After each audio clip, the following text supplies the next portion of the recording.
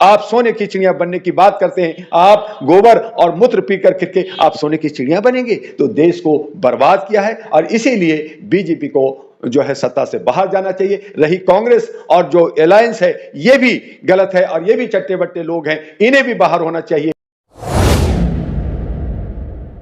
नमस्कार दोस्तों, मैं हूं आपके साथ शहनवाज आलम और आप देखना शुरू कर चुके हैं भारत टाइम्स न्यूज। इस वक्त हमारे साथ डॉक्टर एमयू दुआ हमारे साथ मौजूद हैं, जो कि ह्यूमन राइट्स एक्टिविस्ट हैं, जो अपनी बात बेबाकी से रखते हैं सभी मुद्दों पे। 2024 को लेकर के जिस तरह से ईडी का इस्तेमाल किया जा रहा है, ईडी और सीबीआई का इस्तेमाल किया जा रहा है, आपने देखा होगा कि टीएमसी लीडर पे भी ईडी और सीबीआई की छापेमारी हुई। अगर दिल्ली की बात की जाए तो आम आदमी पार्टी के नेता मनीष सिसोदिया, संजय सिंह या फिर अमानतुल्लाह खान, और अभी राजस्थान में चुनाव होने हैं, राजस्थान के जो कांग्रेस प्रदेश अध्यक्ष हैं, उनके घरों पे भी ईडी की छापेमारी हुई है और अशोक गहलोत जो कि सीएम है, उनके बेटे को से भी पूछताछ की जाएगी।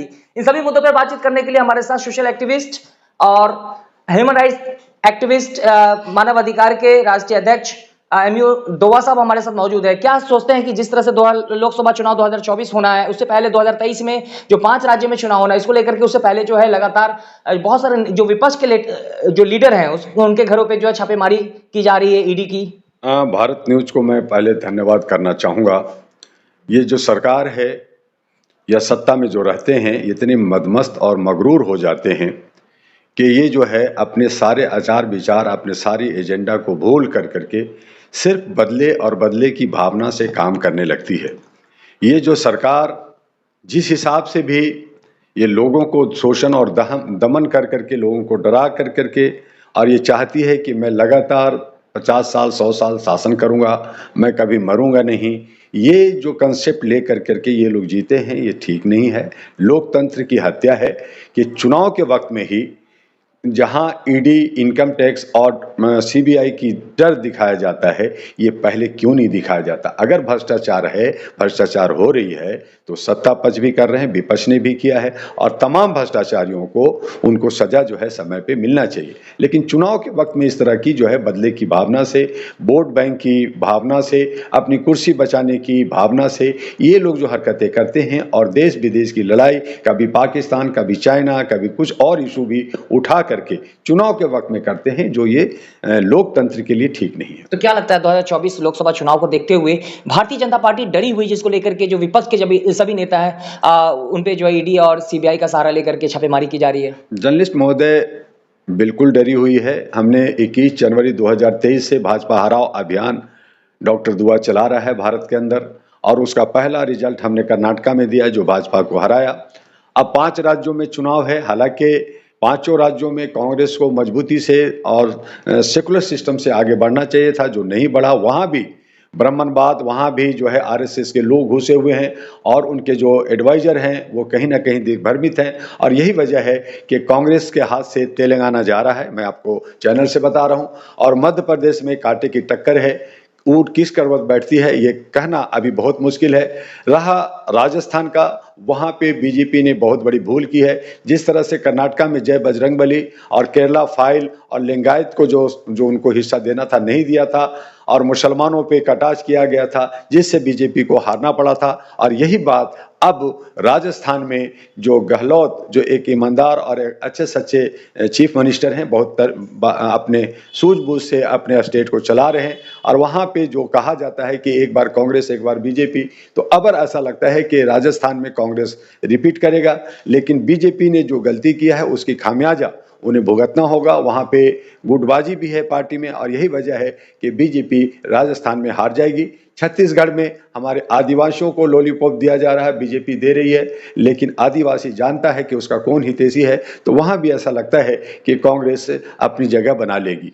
तो इस तरह से राजस्थान में भी तो बहुत सारे बलात्कार, इस तरह से अपराध जैसे मामले लगातार आ रहे हैं। कहा जा रहा है जो भारतीय जनता पार्टी के समर्थकों द्वारा कि इसका जो रेशियो है वो ज्यादा बढ़ गया है। देखिए, सभी पार्टियां एक दूसरे पे ब्लेम लगाती है, इसमें कोई शक नहीं है, लेकिन बलात्कार की जो संख्या आज बीजेपी में 123 इनके स्वामियों पे केस चल रहा है, जिनको जेल में होना चाहिए उनको जमानत कर दी गई है। जो मणिपुर में जिस तरह से हमारी महिलाओं को प्राइवेट पार्ट के साथ नंगा करके मारा जलाया गया, 6 महीने से लगातार वहां पे लड़ाई चल रही है, झगड़े आपस में चल रहे हैं, सांप्रदायिक दंगे हो रहे हैं। आपके राजस्थान में, आपके हरियाणा में, नूह में इस तरह की जो हरकतें कर रहे हैं, तो जो सत्ता पक्ष को जो पावर में होता है उनको रोकना होता है, उनको देखना होता है, उनको सुरक्षा देना होता है। अगर दूसरा ने किया है तो उस पर आप एक्शन लीजिए, और आपके पार्टी के आपके नेता अगर गलत किया है तो उस पर एक्शन लीजिए। लेकिन देखा यह जा रहा है कि सत्ता पक्ष जो है अपने लोगों को बचा लेती है और विपक्ष पे उंगलियां उठाती है, तो ये ठीक नहीं है। आज पार्लियामेंट जो है हमारा एक बहुत बड़ा मंदिर होता है, शुद्ध होता है, वहां पे हमारा जो है बीजेपी का लीडर आतंकवादी, कटुआ और अपशब्दों का इस्तेमाल होता है, तो उन पे जो है उनको एक्शन होना चाहिए। लेकिन उनको जो है राजस्थान में टोंक में उनको चुनाव प्रभारी बनाया जाता है, यानी कि प्रमोशन दिया जाता है। तो इस तरह का अपनों को बचाना, दूसरों को सताना, ये जो है इनकी आचरण में है बीजेपी का। और यही वजह है कि ये बीजेपी जो आरएसएस समर्थित है, ये जो हिंदू राष्ट्र या ये जो सनातन राष्ट्र या जो लोगों में नफरत और लोगों को तोड़ने की जो राजनीति कर रहे हैं, ये सही नहीं कर रहे हैं। और इसीलिए बीजेपी को हारना होगा। और हमारे जो मूल निवासी हैं, हमारे जो बहुसंख्यक लोग हैं, जिनको हक और हकूक मिलना चाहिए, उनके लिए आगे बढ़ना होगा। हाँ, टुकड़ों में है, बड़ी पार्टियां हैं, बहुत सारे संगठन हैं, लेकिन इन्हें एका बना करके इस जो है तानाशाह को, जो मनुवादी लोग हैं, इनको हराना होगा। ये सांप्रदायिक हिंसा होता है या फिर नफरत, हिंदू मुस्लिम की जो नफरत बोई जाती है, इसको बढ़ावा जो दिया जाता है, तो इसका जिम्मेदार आप किसको मानते हैं, पार्टी या फिर कोई मेन स्ट्रीम मीडिया जिसे गोदी मीडिया कहते हैं? मैंने पहली बार कहा था कि एनडीए जो है ये 40 चोरों का अली बाबा 40 चोर है। ये धर्म कर्म के नाम पर लोगों को गुमराह करके सत्ता में बना रहना चाहती है। और दूसरी तरफ जो इंडिया जो गठबंधन बना, उसमें 28 पार्टियां हैं। ये सब अलग अलग क्षेत्रीय पार्टियां हैं, इसमें राष्ट्रीय पार्टियां भी हैं, जैसे कांग्रेस पार्टी है, आम आदमी पार्टी हुआ है। लेकिन इनकी जो छवि है वो धूमिल है। ये कहीं ना कहीं 70 सालों में जो काम किया है वो ठीक नहीं किया, तो जनता इससे भी नाराज है। तो इनको हम लोगों ने कहा कि ये सब के सब जो है लोमड़ियों की टीम है, जो लूट करके खाने वाले लोग हैं।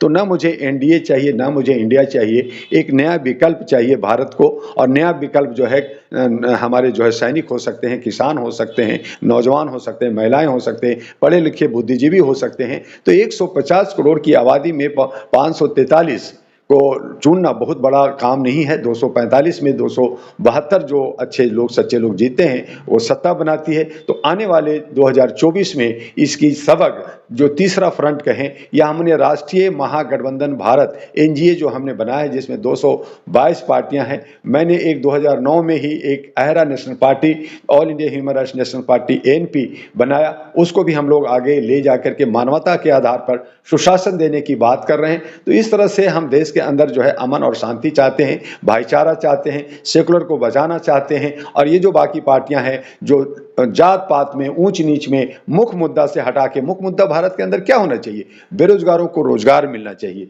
जो बेघर हैं उनको घर मिलना चाहिए, जिनका स्वास्थ्य, शिक्षा और जो है सुरक्षा जो एक समान नहीं है, वीवीआईपी कल्चर है, गरीब मर रहे हैं, गरीबों को सड़कों पे चलने नहीं दिया जा रहा है। और अमीर जो है 40 और 50 गाड़ियों में और बुलेट ट्रेन और जो है एरोप्लेन और जेट प्लेन की बात करती है, वो शाइनिंग इंडिया की बात करती है, एक जो है मेक इन इंडिया की बात करती है, एक ईस्ट इंडिया की बात करती है। तो भारत कहाँ गया? ये भारतवर्ष को हमें बचाने के लिए हम तमाम लोग भारतीय हैं और भारतीयता के नाते हमें एकता के साथ सवाल है कि जब भारतीय जनता पार्टी सत्ता में होती है तो विपक्ष जो है उन पे आरोप लगाते हैं कि भाई इसमें भ्रष्टाचार ज्यादा है। जब कांग्रेस सत्ता में होती है तो उन पे आरोप लगते हैं, लेकिन आरोप प्रति आरोप कब तक लगता रहेगा? जनता का विकास कौन करेगा? जर्नलिस्ट महोदय, 70 साल में कांग्रेस ने जो भी किया, चूंकि देश आजादी हुआ था, उनको 70 साल मौका मिला, लेकिन कहीं ना कहीं जनता जो है शोषित रहा, वंचित रहा और जो अशिक्षित रहा, स्वास्थ्य में उनकी कमी रही और देश जो है गरीबी की तरफ गया, लोन पे गया।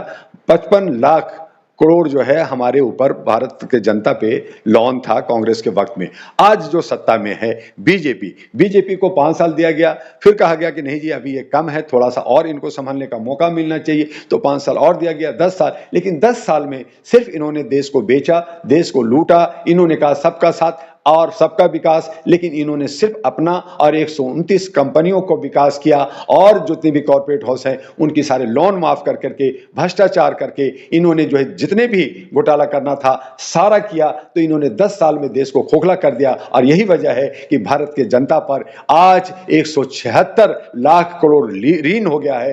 भारत जो है 111वां स्थान पे गरीबी पे आ गया है। मैं हैरान हूं कि पाकिस्तान हम समझते थे कि वो जो है भूखा है, श्रीलंका भूखा है, लेकिन मुझसे बेहतर वो है। आज हम 111वां स्थान पे आ गए हैं। विदेश कहता है कि भारत ये गरीबी में खाता क्या है, तो आवाज उठने लगा कि ये गोबर खाते हैं, ये जो है गाय के मूत्र पीते हैं। तो ये हंसी का माहौल बन गया और यही हम कहते हैं विकास किया, यही हमारा देश विकास किया है। क्या हम इसी के लिए देश के अंदर जो है 140 करोड़ जो हम इंटेलेक्चुअल अपने को कहते हैं, कृषि प्रधान देश कहते हैं, शांति प्रिय देश कहते हैं, विश्व गुरु बनने की बात करते हैं, आप सोने की चिड़िया बनने की बात करते हैं, आप गोबर और मूत्र पी करके आप सोने की चिड़िया बनेंगे? तो देश को बर्बाद किया है और इसीलिए बीजेपी को जो है सत्ता से बाहर जाना चाहिए। रही कांग्रेस और जो अलायंस है ये भी गलत है और ये भी चट्टे बट्टे लोग हैं, इन्हें भी बाहर होना चाहिए और एक नया सकारात्मक जो है एक सच्चा अच्छा जनप्रतिनिधियों का टीम, नया टीम आना चाहिए जो जनता का हो। जनता राजा है और जनता का ही राज होना चाहिए। लेकिन आप कह रहे हैं कि एक नई पार्टी आनी चाहिए जो कांग्रेस भी चट्टे बट्टे हैं, बीजेपी भी सेम है, तो फिर जितनी भी नई पार्टी है वो तो अलायंस कर ली, इंडिया गठबंधन में शामिल हो गई है। देखिए बहुत सारी पार्टियां, क्योंकि जहां पे हम 4, 10, 20 होते हैं वो पार्टियां ही हो जाती है। जरूरी नहीं है कि पार्टी वो इंडिपेंडेंट भी हो सकता है, क्षेत्रीय भी हो सकता है और कोई संगठन का भी हो सकता है। तो जो लोग जुड़ करके काम करते हैं उसको एक पार्टी कहा जाता है। लेकिन पार्टी अगर कॉर्पोरेट हो जाए, व्यवसाय करने लगे, करोड़ों अरबों का आज चुनाव का जो खर्चे हैं, चुनाव में जो पैसे अंधाधुंध फेंके जाते हैं, जनता के टैक्स के पैसे प्रचार प्रसार में खर्च किए जाते हैं, इनसे बचने के लिए कौन सा रास्ता निकालना होगा, जनता को सोचना होगा, उसके लिए आवाज उठाना होगा। जो लोगों के पास पैसा नहीं है लेकिन देशभक्ति है, देश की सेवा करना चाहते हैं, वो कैसे बढ़ेंगे, उसके लिए हम लोगों को सोचना होगा और उस पर काम करने की जरूरत है। तो क्या लगता है 2024 में एनडीए या फिर इंडिया? मैं 2024 में ना हम एनडीए देखना चाहते हैं ना इंडिया को देखना चाहते हैं। उसके लिए राष्ट्रीय महागठबंधन जो एनडीए डॉक्टर दुआ ने बनाया है वो आगे बढ़ेगा और बहुत सारे लोग हैं उनको जोड़ करके हम लोग बहुसंख्यक और अति पिछड़ा जिनका हिस्सा है 85% का, तो मैं 85% का हिस्सा चाहिए। 15% हमेशा हमारे पे गवर्न किया है, शासन किया है। कब तक हम 3%, 5% और 15% के जो है गुलाम बने रहेंगे? जरूरत है अपना हक लो और पहले सत्ता लो, फिर व्यवस्था बदलो और व्यवस्था बदलेगी तो हम अमन शांति के साथ रहेंगे। चलिए बहुत बहुत धन्यवाद। हमारी बातचीत हो रही थी डॉक्टर एमयू दुआ जो कि राष्ट्रीय महागठबंधन पार्टी जो इनका एनडीए है, और उनका कहना है कि जो ना इंडिया चाहिए ना इंडिया चाहिए, 2024 में जो इनकी गठबंधन है वो जनता के लिए आवाज उठाएगी, जनता के हक के लिए लड़ेगी। जहां एक कांग्रेस को भी 70 साल मिले हैं मौका देश को संवारने का, देश का विकास करने के लिए, वहीं बीजेपी भी 10 साल से सत्ता में है, लेकिन उन पे भी आरोप लगते आए कि वो हिंदू मुस्लिम करती है, लेकिन जो जनता का असल मुद्दा है उस पर चर्चा नहीं करती है, उस पर काम नहीं करती है, लेकिन फिर भी 9 साल बेमिसाल कहा जा रहा है। इन सभी बातों पर आप क्या सोचते हैं? कृपया कमेंट करके हमें जरूर बताएं। जय हिंद, जय भारत।